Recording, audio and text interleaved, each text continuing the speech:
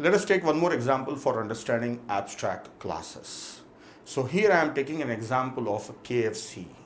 KFC is a well-known outlet, and everywhere in almost every city of the world you find a KFC outlets. So KFC as a company and its outlet, that is franchise outlet. Let us take this example and understand it. So for that I have written Java classes. Let us see. This is a class KFC. So that is actual KFC company, right? KFC. Then what does it have? It's an abstract class. So it means its object cannot be created. Yes, just it's like for a standard. Then what are the things it's having?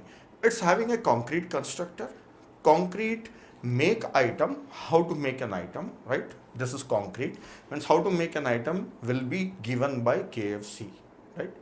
Whatever the menu items, whatever the dishes, different type of chicken items, what they make, how to make that is given by KFC. Then abstract billing. Billing is abstract. Billing is up to the one who is taking franchise. Suppose I am taking franchise of KFC, I am starting an outlet. Which billing software to use, how I am going to do billing, that's my choice. KFC doesn't give any rules for that, but says that billing must be there, and you do it your own way. Then next is abstract offer. So KFC keeps abstract and say offers must be given, but how to give offer is up to you. What type of offer you give, whatever is feasible for you, economical for you, depending on your area, you can give offers, right? So KFC says that we have a constructor and we tell you how to make the item. Billing is your job and offers is your job, and you must give offer, you must have billing. This is what KFC says. If I am taking franchise, then what I get from KFC, I get constructor and make item, and I am supposed to have my own billing system, and I am supposed to give offers to the customers time to time. This I must do, and KFC says that. Let us see, my own class, my class, that is my KFC, extends KFC. And this is not abstract, this is extending from KFC. So everything from here is borrowed here also, right, available here. So abstract methods, I must implement them. So now imagine I am starting an outlet of KFC. I take the franchise from them. So my KFC extends from KFC. Then what I get from them, I get the constructor. They will tell me how to set up the outlet. Then they will show me how to make the items. I will not make my own items, right? Make items available here. Then how to do billing, I should override this one. I should have some POS software and all, right? I should have the machines for scanning or anything. This I should do it. Then offers, I should provide the offers by myself. KFC will not give the offers, I'll give the offers in my outlet. I must give offers. I should override. And if I want to add more methods, I can add, like festival offers. I am adding one more method, that is festival offers. So here all the methods are overridden. Now if you see any company and its franchise, then for the franchise, company gives something and leaves something for the franchise to override them, and they must have this. How they will do it, that's their choice. So billing and offer, that's your choice. So it's my choice now. So I have written my own methods. Now what is this? This is abstract class. This is concrete class. So through an example, I have explained you how an abstract class can define the standards so that the subclasses can become concrete class by implementing them.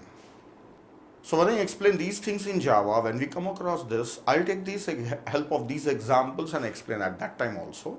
And this example will help you remember the concepts. Now let us put the concepts. What are the concepts here?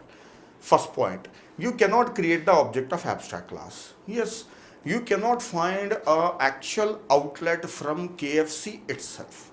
If any outlet is there, that belongs to Mr. X or Mr. Y, Mr. A, Mr. B, like my outlet is there. I am running an outlet that doesn't belong to direct company. So KFC itself doesn't have any outlet. So its object cannot be created. Then what they do? They just give franchise. So a subclasses can be concrete. My KFC, my shop, right? my restaurant, KFC restaurant is open. Suppose in my area, a restaurant is that is my KFC. You can create the object of this class. Yes, you can create the object of this class. So the first point I told you that you cannot create the object of abstract class. You can create the object of concrete class, which is inheriting from this one. Second point, if I don't have my building method, if I don't implement, then this is abstract. So here also it should be abstract. If I don't have a building method, then I cannot start a KFC. Yes. So because my class also become abstract, that method is not there. So that's it. So if a subclass is extending from abstract class, it must override all the methods which are abstract. It becomes compulsory. The next point, I cannot create the object of this class, but I can have the reference of this class. Let us see. KFC. Okay. Then new my KFC. Yes, this is allowed. See, this is the object of my KFC. So this is my outlet in my area. But when the people see it, they call it as what? KFC. Yes, actually it's my KFC. But they use the reference of what? KFC. Yes, they can use this reference and they can access my outlet. So in real life, this happens. We can say this is a KFC, though this is an object of that one. So you can have the reference of this class, but you cannot have the object of this class. So in this way, you can remember all the rules. Now the next thing, I will write down all the points, that is do's and don'ts in abstract classes. What is allowed and what is not allowed. Let us look at this.